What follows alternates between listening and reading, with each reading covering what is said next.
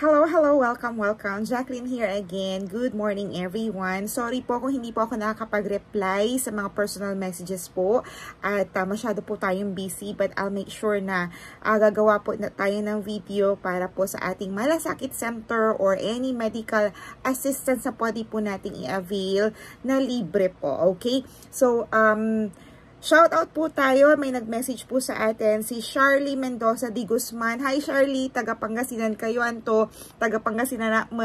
So I'll read your comment. Ma'am, sorry po sa storbo, wala po ako idea about sa Malasakit Center. Napanood ko lang po tong video ninyo. Hingi lang po sana ako ng idea kung paano po makalapit sa Malasakit Center. Taga sa San Carlos City, Pangasinan po kami. Na-admit po si nanay ko sa isang hospital dito. Inabot kami ng almost 2 weeks dahil po sa heart niya. May failure po. Discharge na po kami ngayon. Kaso kulang pa po pambayad. Tiway po sa ma-share niyong tulong, ma'am, kung paano makalapit sa Malasakit Center. Okay, so, Malasakit Center is a government or a local government program. Binubuo po ito ng mga marami, no, sweepstakes, mga LGU, PhilHealth, mga government. Just check my other reels tungkol sa Malasakit Center. Pero usually, itong Malasakit Center ay naa-avail po sa mga government hospitals. So, hindi po ako sure talaga kung sa private ay meron. Pero ang pagkakaalam ko, ang mga semi-private like National Kidney, Heart Center, Lung Center, yan, mayroon po silang Malasakit Center. Kasi proven ko na yan. Alam ko po yan kasi kami po right now ay nasa National Kidney. Ang mga si mami at si daddy, mga in-laws ko ay na-confine din sa Lung Center at sa Philippine Heart Center at nakapag-avail din po kami ng Malasakit Center. So, ang Malasakit Center, kaya ko siya na-i-share kasi po, nagpapa-check up din po kami sa National Mental Hospital sa Mandaluyong. So, matagal po na kami napupunta dyan ng anak ko dahil nga may depression ng anak ko. So, nakakapag-avail kami ng libreng gamutan niya. So, ang mahal ng gamot. So, pag government, yun nga lang, mahaba ang pila. Tatsagain ho ninyo, talagang minsan maagang-maaga kami doon, like 7 AM or 6 AM nakapila na kami or 8 AM.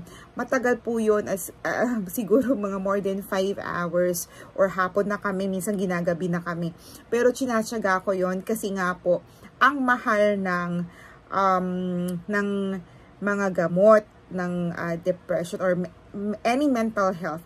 So, napag-alaman ko kasi nga, ayun, pag nakapila kami, nalilibre. Dati binibili ko, magkano ang gamot? 90 pesos or 70 pesos isang peraso. Ilang beses siya iinom. So, magkano yun sa isang araw? Hindi ko siya mapa-check up pa sa HMO namin kasi underage pa, below 18 years old. So, to cut it short, ayan, natuto na akong magmalasakit center, pipila ako.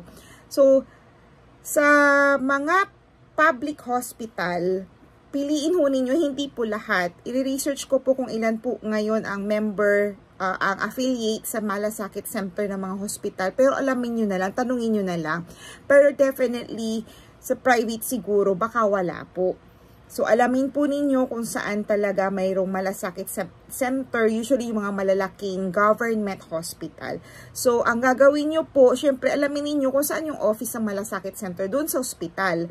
Alamin ninyo. So, usually, indigency letter, mga medical, pero ang pagkakaalam ko, dapat naka-confine or, nagpapa-check up kayo. Hindi lang ako sure kung pag na-discharge na, pwede pang humingi. Pero better to communicate or direct your concern doon po sa Malasakit Center.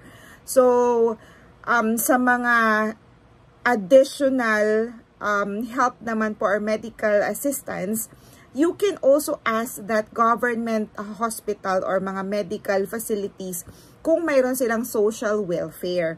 Ang social welfare, another form of medical assistance po siya na pwedeng ibigay ng hospital.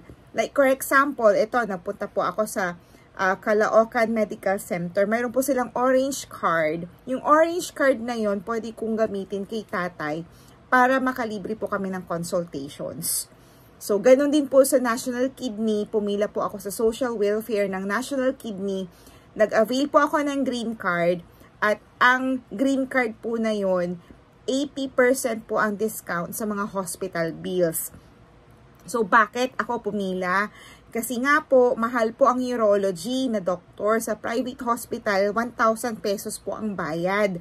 At sinisingil po nila kami sa operation ni tatay sa enlarged prostate po, 250 to 300,000 ang gagastusin namin. So, chinatsaga ko pong pumila sa National Kidney para pakalibre po tayo or makadiscount po tayo ng konti. At least hindi magbayad man ako ng konti, hindi naman 300,000 or hindi 250,000. So, ganun po.